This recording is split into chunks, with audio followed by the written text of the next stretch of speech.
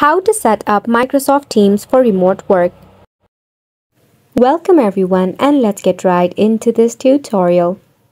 To set up your Teams for your remote work, all you need is your handy dandy PC or your mobile device. Make sure you have installed your Microsoft Teams in your device. Now to set up, firstly, make sure you have created an account for your Microsoft Teams.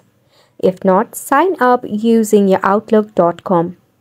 Then you can invite members to your teams as well. Now let's talk about communities. To create one, just tap on the plus sign icon and select a template for your community and tap on create. Once a community is formed, now you can have discussions regarding a burning issue or any of the query over here. You can also create a separate channel for your community, in which it could be based on separate departments. Mind it, you'll only be able to create 5 channels per community.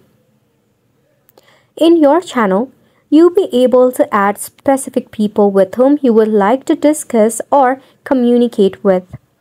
Over here, you can just type in your query, issue, or some of the meeting's agenda.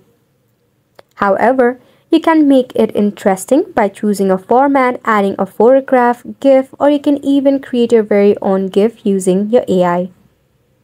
To set up your Microsoft Teams, start off by scheduling a meeting.